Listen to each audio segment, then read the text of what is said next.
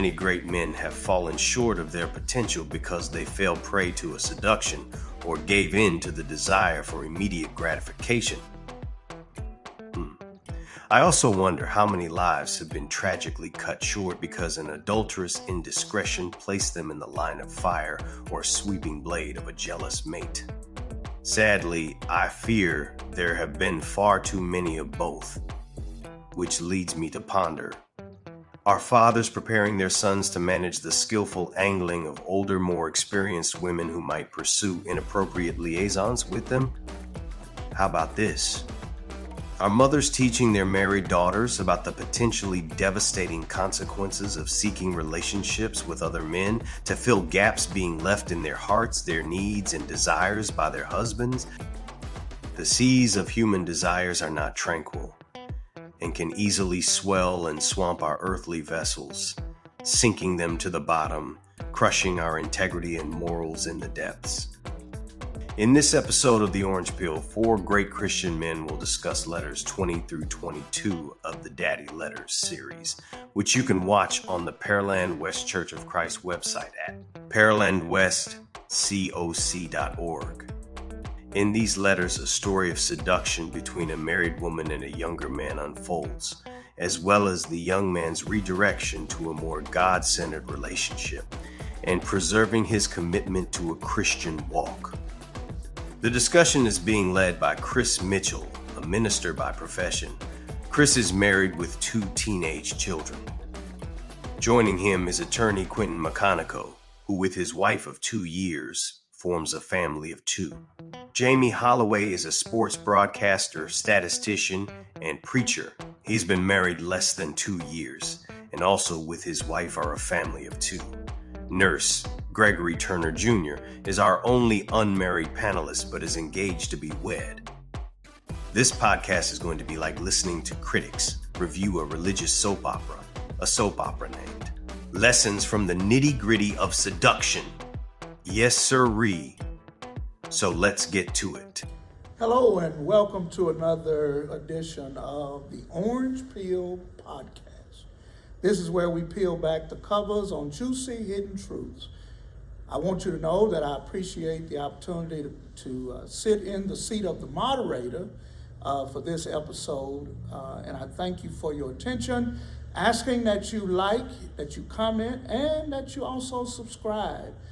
Today we're going to have a very interesting discussion. I have 3 esteemed colleagues, so I'm going to ask you guys, if you don't mind, to introduce yourselves to our audience, but also in the Daddy's letters, there was a mention of the apple pie.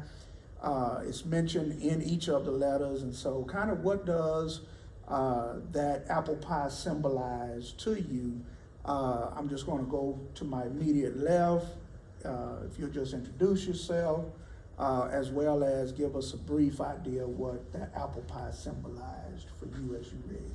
All right. Well, thank you for having me.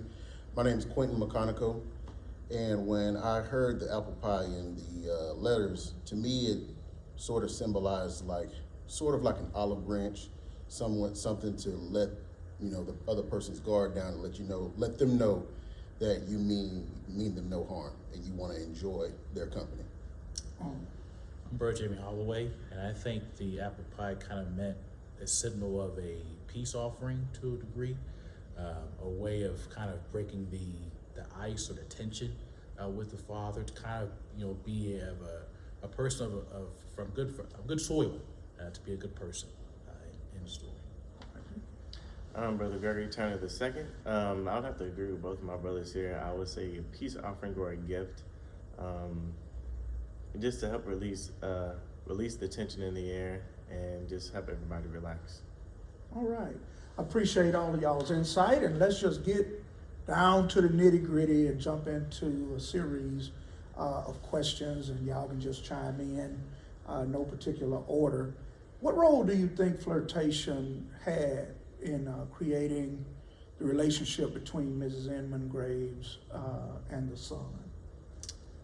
How much time you got, brother? I think flirtation has a big part, and flirtation is where the attraction comes, the initial interest comes in any relationship to a certain degree, whether it's a good or a bad one.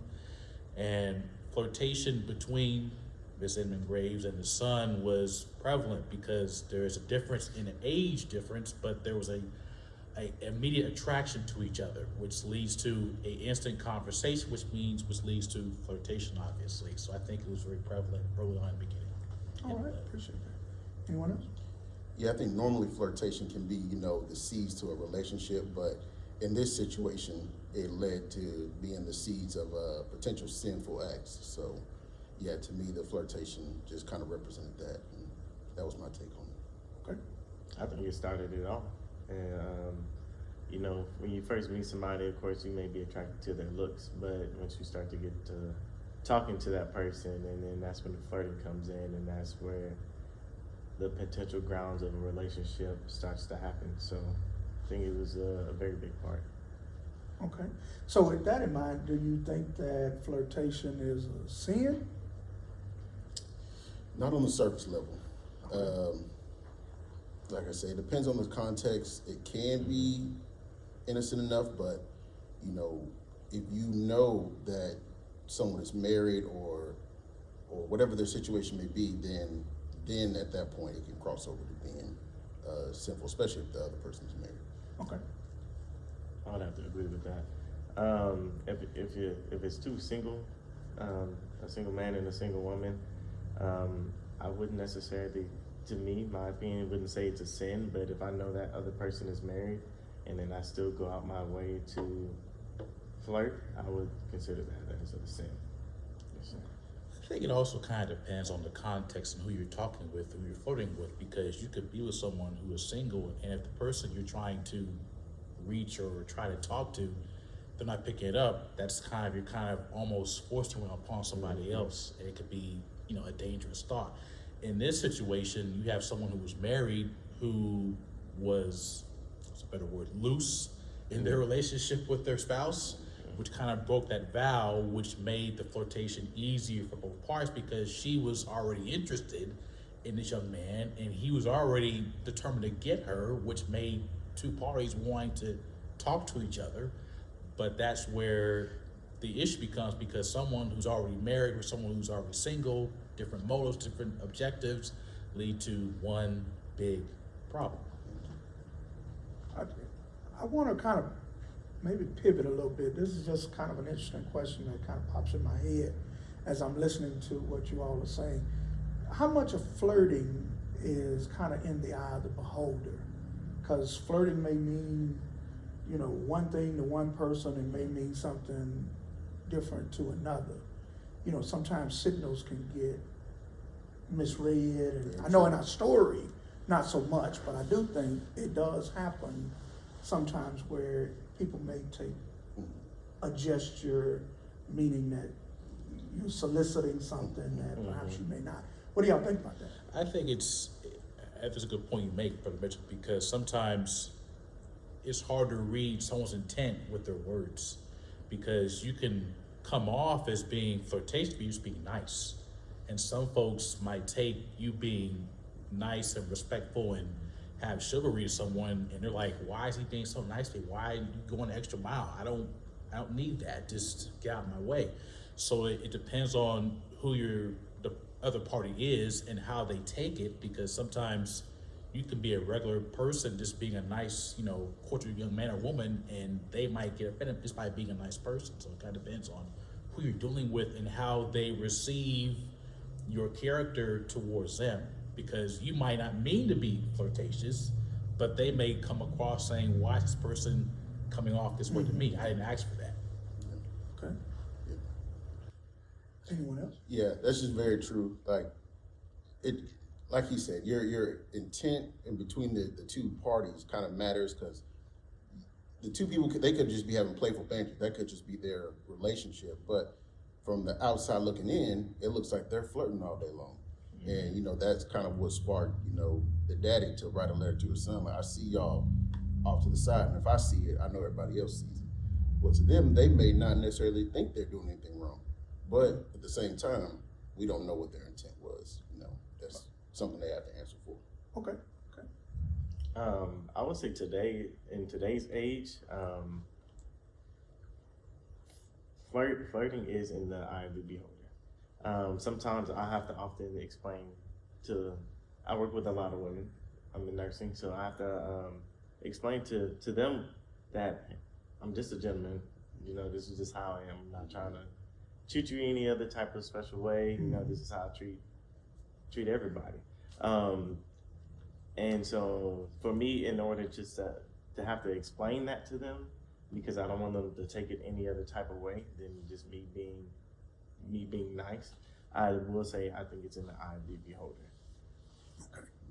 That's I think a real good launching spot to kind of bring maybe a bit of biblical perspective in, because I think all of us at some point in time may have sent out the right message, but it might have been received the wrong way.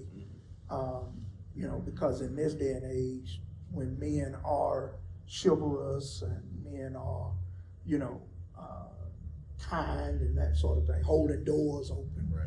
you know, can be misread as, Sure. you know, Yeah. you know. So I think it's good to know that even though it could be misread, that in fact we still should take advantage of the opportunity as men to be chivalrous and kind and polite, even if it's misread. We have, like you said, take advantage of the opportunity to kind of do some correcting that is just who you are as a person and not built around any kind of attraction or any ulterior motive. I think that's important. Driving it to a biblical instance, David and Bathsheba. You know, the Bible says that when it was time for kings to go to war, David stayed home. Usually the idea is that kings led. They were also the military leaders of the armies of God. And so David decided to play hooky. And then it goes right into, you know, Bathsheba bathing on top of the rooftop. And so knowing that David strategically stayed behind and she's bathing on the rooftop, puts a situation in place where, you know, we kind of know where the story leads. But any idea of just flirtation, do you think that there was some flirting, as you know, that perhaps may have taken place? Because there is a little bit of space in the narrative where, you know, David doesn't go out to lead the army of God, and then here she is, you know, and he's walking in the cool of the day, and then, you know, do you think that there was like some in-between stuff between the events? 100%. I 100%. agree. I think it's safe to say there was some implied flirtatious comments between both parties. And I think that's why David took that approach, because he had the power and he wanted to pursue that, and he made a way to go around of not fighting the war and saying, I want Bathsheba more than I should be fighting to protect my own people. And that's the danger of where flirtation can take anybody, because it can distract you from what you should be doing to what you probably shouldn't be doing. And in David's case, he should be fighting a war to help God's people, and he was more concerned with someone that wasn't his wife. I would agree. I think it was something going on between them, 100%. Just for David to, I guess, be looking and she just, you know, just there bathing on the rooftop. It just don't make any sense to me. You know, you decide to bathe on the rooftop today. At this exact At moment. this exact moment. Imagine Yeah. And then David just so happened just to, oh wow, it don't add up. It don't add up. Yeah.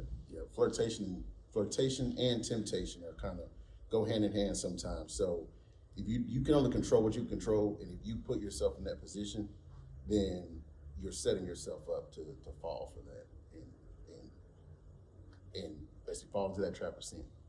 Yeah, I remember as a young minister, my uncle, who is a minister still today in the Dallas-Fort Worth area, you know, he gave me a bit of advice. He said, you know, it's never the first look that gets you in trouble.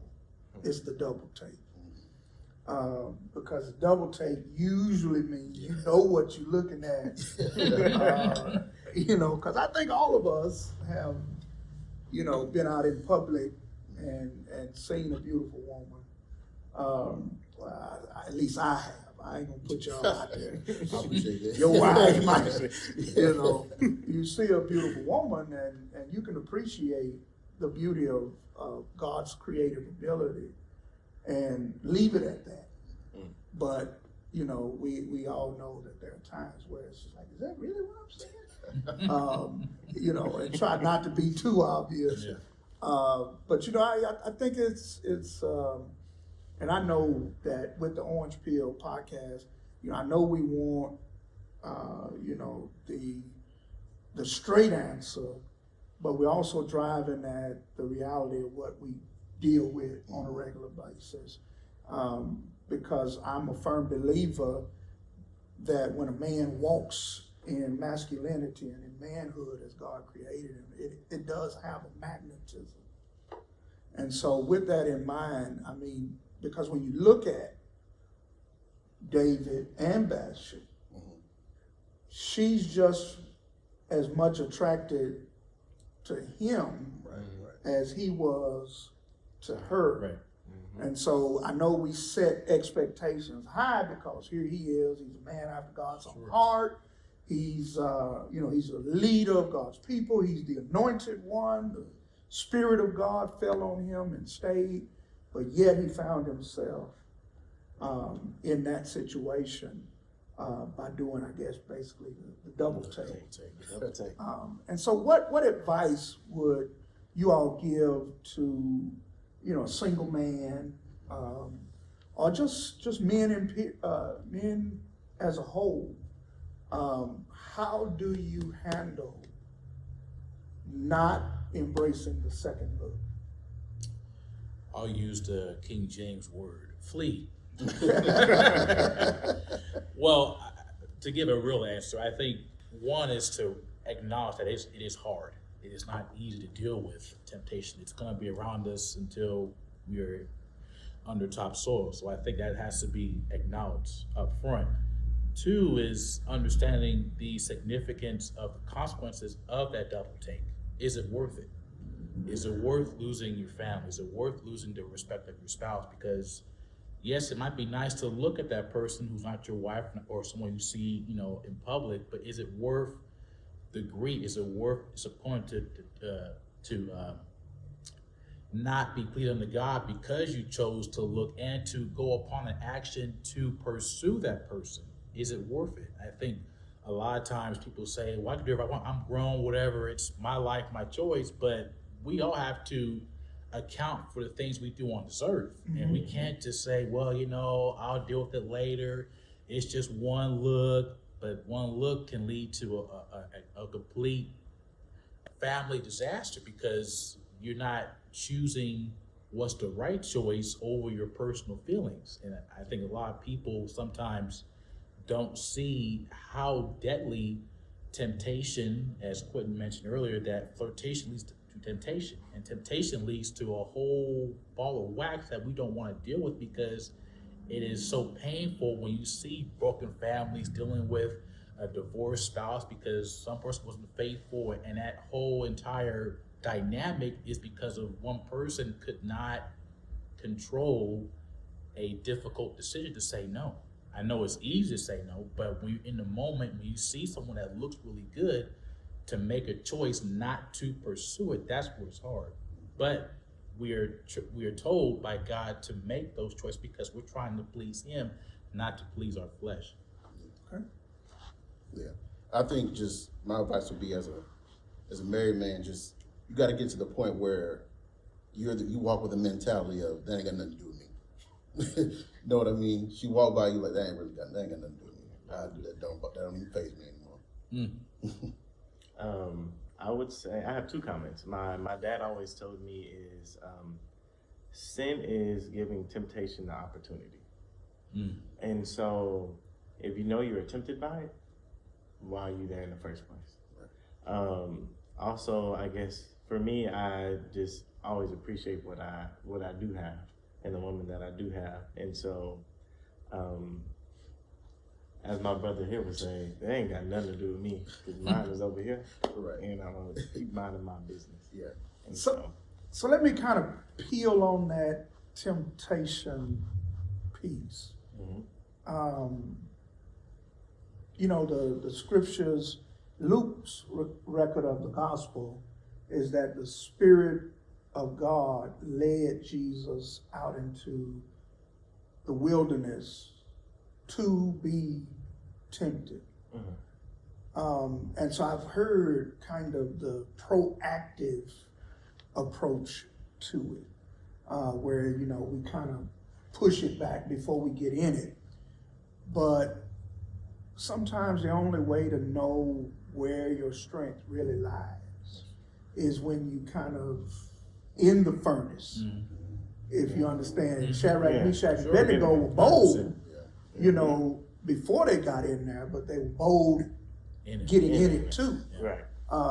And so I think it's great to be proactive, but, you know, let's be honest, a lot of people, not everybody who falls to temptation that way intends to. Sure. Right. They end up finding themselves at a point where they've kind of painted themselves into a corner, right?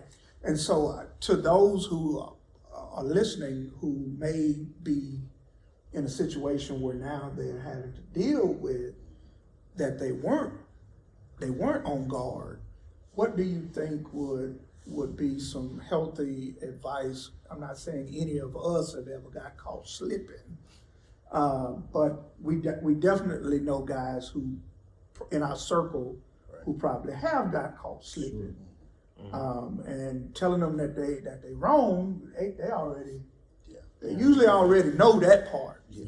But, you know, how do you respond if it is for you to have to deal with an issue? Because I know when you look at Joseph didn't do anything. He just kept saying no. But there came a day where she got so close that he was forced to make a choice. And so how would we approach giving advice, you know, in keeping with the daddy's letters and that narrative? What are some things that you think could be helpful in the process of potentially being caught slipping? It would go back to the 7 points that the dad gave his son. I know, can't remember all of them, but one of them was spiritual practices. So spiritually practicing, meditating, and things of that nature, and also loving God. I think the more you love God, the more when you do end up sinning, the more you disappoint him, the more you'll actually feel disappointed in yourself. And so I think doing things like that will help in that type of situation. Okay.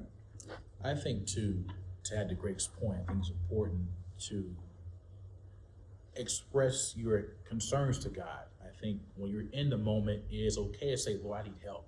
And it's not to, you know, come off and say, well, I'm scared. I'm just being transparent is what God wants from us in any moment, whether it's in the moment, whether it's before, whether it's after. God wants our heart. And if he knows, like, hey, this is not my best decision. Yeah, I'm in this right now. Lord, help me get out of it so I don't make any more mistakes to proceed following this moment that I'm in right now. So I think we have to, or if we're in that moment, we should say, Lord, I need help. I mean, Peter said in the water, Lord, save me. So if he can say it, we can say it in any moment where we might be overwhelmed or tempted, or in that moment we want to get out of, saying, Lord, help me to make the right decision. Help me to not extend this even further. Help me to find the best way out, express our concerns to him, and he'll find a better path for us, I believe. Yeah. You got to be intentional about getting out. Once you recognize that, or if even if you're giving advice to someone, once they recognize that they're in that position, it's about how you react after that. So you can always make things worse, but you got to react and reassess yourself and stay focused on God, stay focused on your commitments, and get out of it. I know it's easy to say get out of it, but you know what you need to do because you recognize you're wrong already. So Yeah. And I'm asking that because, of course, we live now in an age where women are just as aggressive as men were perceived to be. It used to be a time where it was viewed that men pursued, women and we were the aggressors. Now we live in an age where, it used to be a time where your wedding ring would have been a barrier, but now wedding rings have become magnets. And so I just, I'm just curious, because we definitely want to make sure that whatever we're putting out, we're giving real sound, not only just biblical, but also practical advice based on some experiences that we've had. I think most of us, if we were to be honest, we probably had that Proverbs 6 moment, where, Solomon is saying to his son, by means of a horsewoman, or recent translations would say, you can get a prostitute you can get a woman of the night with a loaf of bread, but messing with or being with a woman who is married, you won't escape that punishment, Proverbs 6. And so how would you advise, based on the daddy's letters or personal experience, whatever that is, what's the best advice you think you could give? I know we talk about the 7 pillars and platforms, but what would you, if you were talking to a brother or a cousin or an uncle, who may not be a person necessarily of same faith and conviction to the degree that you are, how would you coach?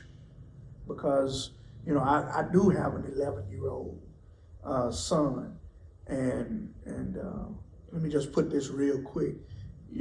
A sister came to me when he was way young and said, you're going to have to be careful that you don't become a pawpaw before you want to. And I said, yeah, but I think I could, my son, I think I could. And she said, it's not your son that you need to necessarily be concerned about. It's going to be the women who come after him and how he's going to handle that. And so, if you're carrying yourself a certain way, what kind of advice would you give to the person who may not be as faithful as you are in that moment, but they think enough of your faith to ask you for advice? What does that look like for you? I think in reference to how the dad was with the son is kind of give the friend or the person who I'm dealing with, give that person some grace and not just bum rush them in judgment and anger, and kind of explain why this may be a concern or why this could lead to a bad path, and try to give them the facts. I think a lot of times we're in a culture now where people say, do this or you're going to hell, or do this or it's going to be, something to pay for it. And that's not always effective, in my opinion. I think sometimes you have to give people where they are, and sometimes it might be a little bit of a more gentle way of approaching somebody, and that's okay. I'm not saying that everyone is passive, but sometimes being a little bit too direct can be ineffective. And sometimes when you're dealing with someone who is not of our same faith, we can't always explain by always giving faith-based examples. We have to use things from the world or even from our own family, because we haven't experienced that on either of our sides, of someone who's dealt with that before or dealing with it now, of this type of issue. in our families today. And I think having that sense of grace and try to explain it to make it clear to them of what's at stake and what could be a result of your decisions, whether you choose the right or the bad one, and let them choose on their own, but not forcing the answer to do the right thing, but allow them to make that choice for themselves so that they know what they're doing when they make that choice, whether right or wrong. I would agree. Don't hit them over the head with the Bible. I think you end up turning them away. And just being honest. If you've been through a certain situation or a similar situation that you were able to get out of, be honest and don't paint it as a pretty picture. The situation is not a clean situation. We all go through things. So I would just be completely 100% honest. And I think that honesty would allow them to see the real and the truth in it, and allow them to make that decision for themselves. Yeah, I think the main thing I would tell them is don't let anybody else get you in any trouble. Like, it's one thing to get in trouble on your own, but don't let somebody else bring you into a bad situation that it's not easy to get out of. So I would just say be mindful of the people you're around. Try to assess situations, and if you see somebody let's just say, for instance, if a married woman is eyeing you or showing signs, do your best to remove yourself from being around her or being in a situation where it could be taken out of context. So that way she doesn't pull you in, or the other person doesn't pull you into something you don't want to be in. Okay. Those are all, great insights. Now, this question might find its way on the editing floor. But I do want to kind of send a lightning rod in between us right now. I've done a lot of men's workshops and those kinds of things. I usually have a no video policy just because I want men to have that safe space where they can actually speak candidly if they choose to, without worrying about whether or not, it's gonna go out into the ether. But a lot of men I have found end up in a position of vulnerability because, the medical side, men typically go into their sexual peak early in life, and women go in later in life. And so a lot of men, as I've like I said, counseled and done workshops with, are being starved of intimacy in their homes, where the frequency may not be there, et cetera, because let's be honest, most men today and most women today have previous partners, right? And so when they do get into that, the intimacy can become kind of a tool of negotiation, right? Mm-hmm. And so, which ends up putting, I think, what Paul may have been lightly insinuating, or what we could drop into 1 Corinthians 7, where if a husband and wife can't get on the same page and they do a little bit of, separation, whatever that looks like, be on guard, because Satan is going to play in that whatever room there is between you and her.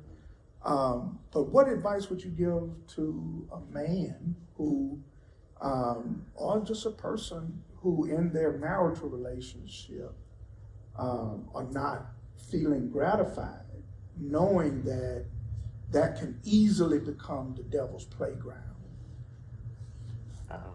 I would say they need to have a conversation with their spouse. And they need to tell their spouse the truth on how they feel. Because that is between them and their spouse. On the gratification side, I think a lot of people, I guess, would say feel lonely or things of that nature, you still need to have that conversation with your spouse on how you're feeling in the relationship. That way, it at least gives your spouse, their spouse, a chance to, do things on their end. That way, you won't have to. That way, the devil won't put that temptation there. Yeah, I think to Greg's point, it's really important to communicate that, because it is easy to go to someone else and say, well, I have this problem at home, and this is easier access, if you will. And that's never the right approach, because if you're with someone, if you're married to them, it is your responsibility to tell them how you feel, whether it's good or bad. And they would, if they love you enough, they would want to know if you're feeling a certain way in that department. If you're feeling, lonely or disrespected, that should be an open, transparent conversation between two parties. If that person cannot respect you for your stance, that's something to talk about, probably in therapy. But that has to be discussed between the two of you, not someone else from the outside, because the person on the outside doesn't know who you are. They just see your face. They don't know what you've been through, your intentions are, and that's where things get, messy. But if you're able to talk with your spouse and express that, it could be a lot easier to overcome that issue, because by communicating with your partner in a more efficient manner. Yeah, to piggyback on that, I think everybody has needs in some form or fashion in some different area. So like they said, communication is big. I think all of that kind of comes from not letting a lack of appreciation create that separation that will allow the devil to come in. So I think once, they can get on the same page and have some kind of compromise, whatever it may be, then I think that's where they can start, heading back in the right direction. Okay. The reason why I'm asking is because, I don't think that when individuals speak to that, I don't think that they are trying to be, they're salacious men, or men who are, are just living loose lives, but, it takes two to tango. Right. And I think one of the major issues in most relationships is not necessarily just a lack of communication as much as miscommunication. And so, I think that is a nuance that I think can drive a person into situations that can potentially get them connected with, Sister Graves, because, it does have an effect on you. I think it can eat away at self-esteem and those kinds of things and make you susceptible. And when you get the attention, right, it becomes, becomes World War III, and trying to maintain your vessel. I've found that when you're trying to have your heart devoted to God, He will, by His own Spirit, will cover you in those episodes. But the problem is it may change, it may not. So patience isn't waiting on the change. It's just the ability to endure no matter how long that it lasts. So I thought that was maybe it won't make the fall on the cutting room floor. I don't know. But I think it's important you made that point, because there's different types of communication. Yeah. And in relationships, there are ways you can express that without being condemning. I think if you are direct, so for example, going back to your point, if you're saying, hey, I need this, we're not intimate, that's direct. If you're being transparent, you're saying, hey, I would appreciate it if we were more intimate, because I would feel more appreciative, more love, whatever. You're expressing how you're feeling, and you're not making the partner that you're with feel like, oh, I'm just this terrible person. But you're trying to find a compromise between the parties so that it does not lead to a temptation at the job, at the grocery store, at a game, where you're venting to the wrong person.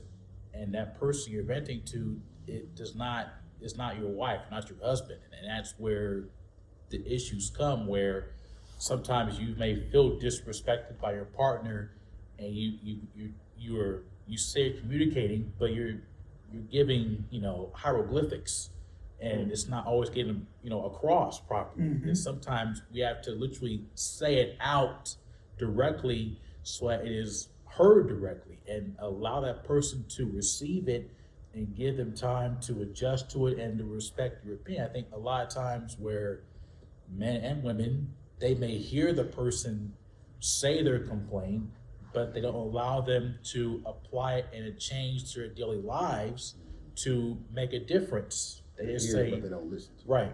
And that's where they go to the outside party and say, well, hey, you're available, I'm available, what you doing?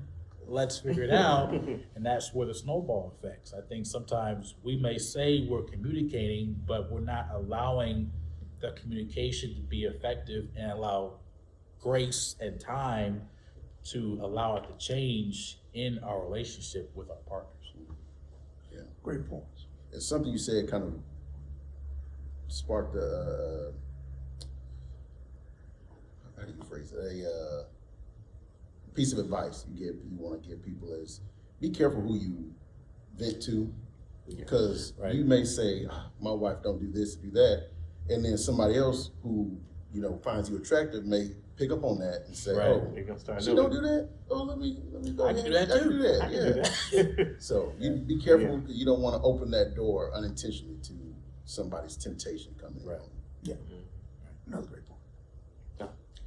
So I don't want to get on my soapbox, but I think one of the areas that we as teachers and preachers in the church is we've never battled against the idea of just how important romance is. Where you're not romantic. Heard that last night. By the way, but romance to me is really more of a man creation. Not saying it's not important, but it's not the most important, because intimacy, if we don't correctly define what intimacy is, there are times where our approach in church and the idea of intimacy with God, it's not romantic. So intimacy by its definition doesn't have anything to do with romance unless we make it. And so intimacy, just by its simple definition, is just you're the only one I share this type of relationship with. And so intimacy then is, between a husband and wife, there's nobody in between. You and I are the only ones who we engage with in this. But, think about it. Valentine's Day and and it's just such a big production and a money grab to try to place romance too important in a relationship. And so I just thought I would throw that out. Not that I'm trying to do any kind of have a self-therapeutic moment, but I know that intimacy has more to do with the uniqueness that exists between those two individuals more than it does just a simple feeling, because if we were to be honest, we probably are all supposed to be in charge of our own emotions more than someone else having jurisdiction. And so I just want to put that out there. But I think it's an interesting question now that we've kind of moved in that direction. Why do you think divorce rates, I think the last sociological data I looked at was like, and I didn't understand how, 2 point some odd, percent out of 3, end in divorce. And that was like 2.5 out of 3. I was like, man, it's like only You know, I'm not a math guy, but I knew enough about math to know that that's a problem. Yeah, there was one that Right. You know, so what steps do you take in trying to, I guess, divorce-proof your relationship, that sort of thing? I guess it's just to tackle all the issues or whatever may be bothering you at that moment, tackling that head on and not sweeping on the rug for later. Because I think one thing that has caused divorce rates to inflate is it's too easy now. So it makes it so that people don't try to fix their problems. They, you know what, I tried, so I'm out. That I'm no done. contest. Yeah. Basically, you can get divorced if the other person consents or not. If once one person checked out, it can be done. So one thing I try to do is address those, whatever it may be, in the moment. Address it then, so that way we don't make, mountains out of molehills. I think that's another layered answer, but Mitchell. One, I think the issue of communication that we just talked about moments ago, because it is easy when things are tense to not talk. Yep. I go in my corner, I'll talk with you later. I still love you, but leave me alone. Yeah. And that never works. Hasn't worked in my marriage. It ain't gonna work in anyone's marriage. I tried it. It hasn't worked for me. So I think number one, if we're trying to limit that divorce rate, is embracing difficult conversations and not judging the person because they are not perfect. In marriages, I'm saying we as husband and wife are gonna do things that are gonna just say, why'd you do that? And you cannot take your anger and just say, I'm not gonna deal with you for the next 2 days. Because that's where resentment comes in, that's where anger comes, that's where, strife, and that's where the temptation, the old friend from high school that said, how you doing? It's been a long time. I miss you. And that's where things get a little messy. And in relationships, as Brother Quentin said, it's too easy. And people will prefer the easy route to say, you know what? If you can't deal with me in my worst moment, hey, too bad, so sad, I'm out of here. I can find someone who loves me the way I am, and that's fine. And Or I don't want to deal with you. right. And I think sometimes people are not accountable to what they have done in that relationship in the first place, because for every argument, there is some blame on both sides to a degree. And sometimes some people don't want to take that accountability, say if they were wrong. And that's hard to do. And we should be able to say, you know what, hey, I was wrong. I did not put the toilet seat down last time. I'm sorry. Shouldn't have done that. And that's okay. It's okay to say I'm wrong. It's okay to say I had made the wrong decision here. But we have to be able to have difficult conversations and not judge the person for doing this the way that made us feel offended, or we didn't like how they did this action yesterday, or whatever it may be. But to be able to have God in that relationship, even through difficult times, can limit that divorce rate number, in my opinion. For me, I would say both of us keeping God first is number one. Making sure that our love for God does not grows. Let me not say it does not change, because I want my love for God to continue to grow. But also just making communication. For me, I was not the best communicator. Society, I guess, has impacted for me not to express my feelings, so that was a big issue. So making sure I express the way that I actually feel and doing active listening to what she needs. Have a conversation maybe every week or every other week, and trying to see, hey, what's going on? How do you feel? Checking in on each other. So I think that's what would help, lower that divorce rate. Okay. I appreciate all those insights. I think that, there seems to be common threads, multiple threads actually, kind of intertwined in that conversation, because I think each of us have been married for different periods of time. Some of us, 19, maybe y'all may have had more than 19. And, it goes on down. And so 19 looks way different than newlyweds, or even the first 7 years. They talk about the 7-year itch and all of that. But I thought that was kind of important to just,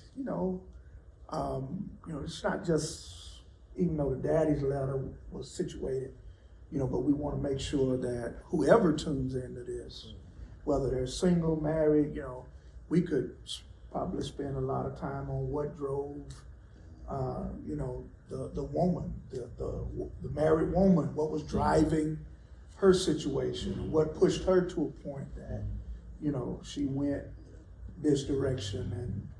And there's usually, to some extent, a reason why. But that's why I asked the questions I did, because I think we need, we know what the pie in the sky answer would be, and we know, the prim and proper.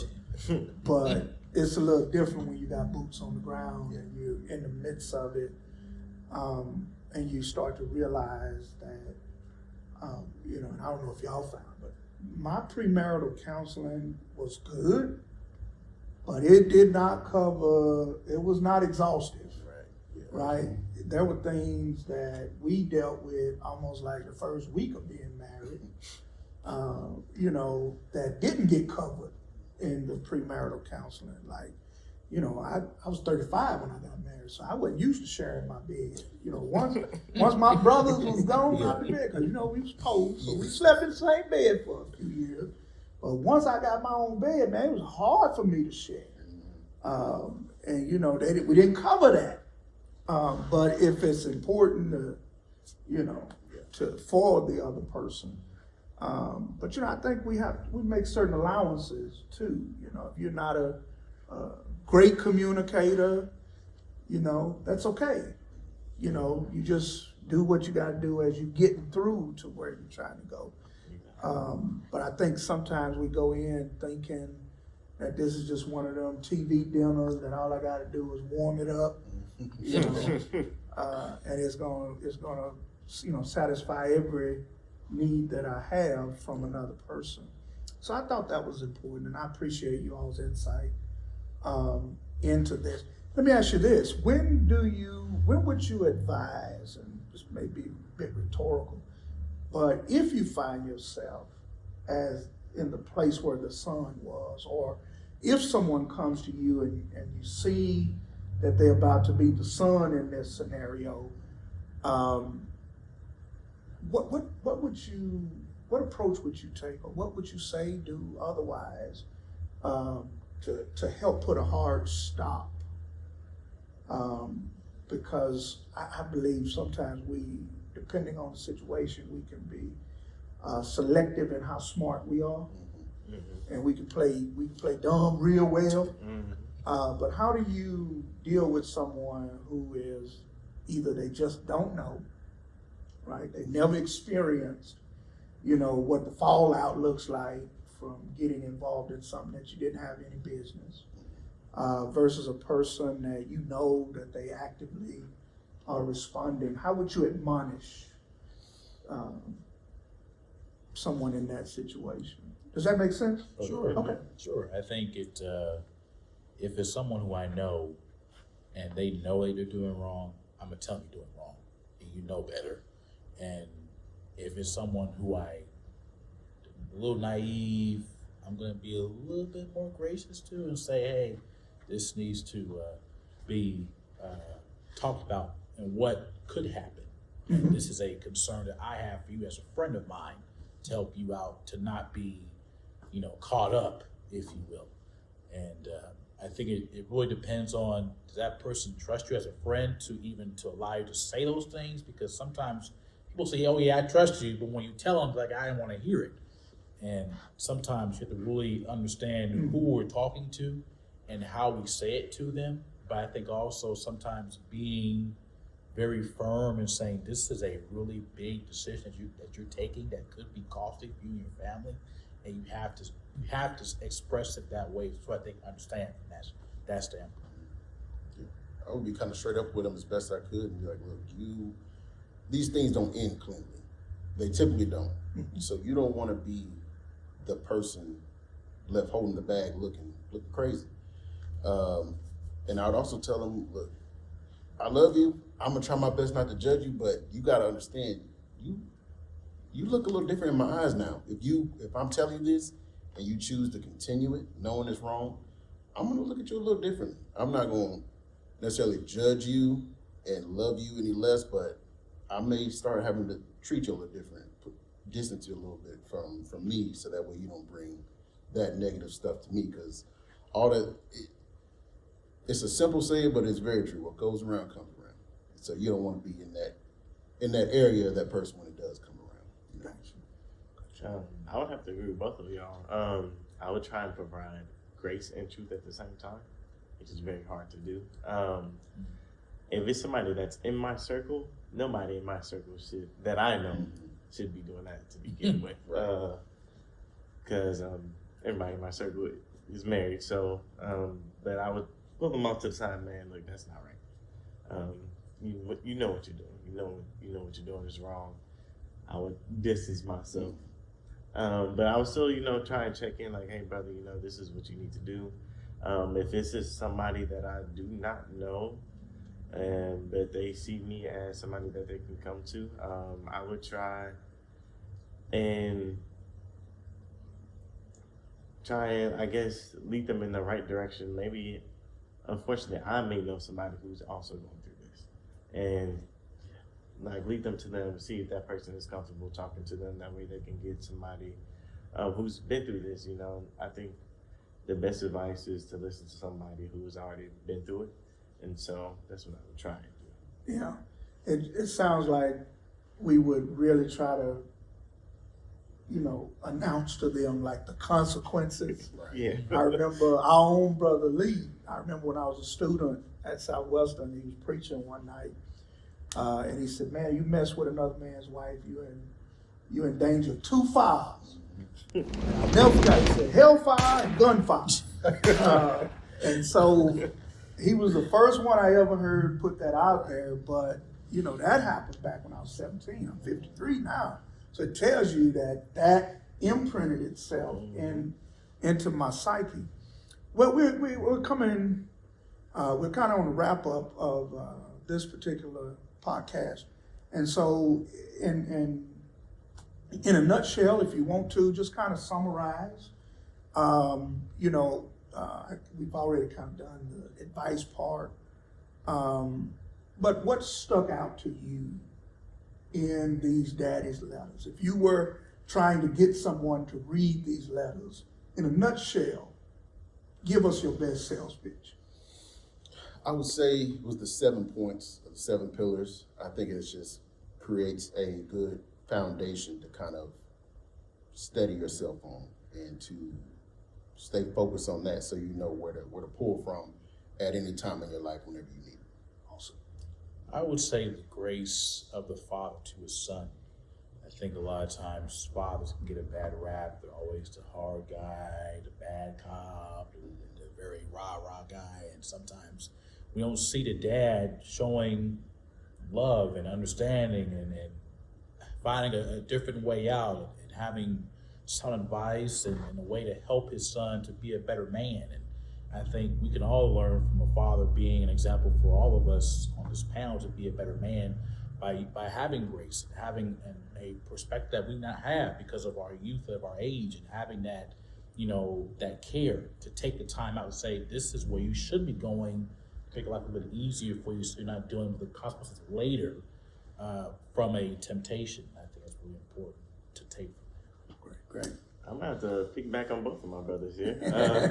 Next time you going first. Yeah, let me go first. I do think I would say the 7 pillars and the way that the father approached his son. For the 7 pillars, I think that stood out just because it's not also important in this situation. I think that could be used in other situations as well. And I think I could actually use some of those pillars through things that I'm going through now. But also the way that the father approached his son it was very endearing because it's the way my father approached me when I would be going through something. He would, pull me out to the side and be like, "Hey man, this ain't the best way, best way of doing this," and he would lead me in the right direction. So I think having that approach, not just with to a father and son, but just with people in everyday lives, I think that helps lead them in the right direction. So. Awesome. Well, listen, fellas, I appreciate your insight, kind of getting to see the inner workings of your thought processes and your walk with God. I'm sure, those that have listened and will listen will appreciate the sincerity and the very practical advice that you all gave. So let me be one of the first to just say thank you for your participation and for your involvement in this particular one.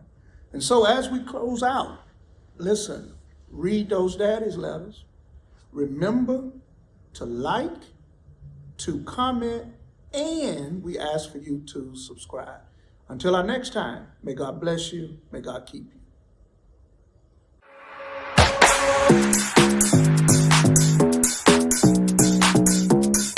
Apple pie is all about.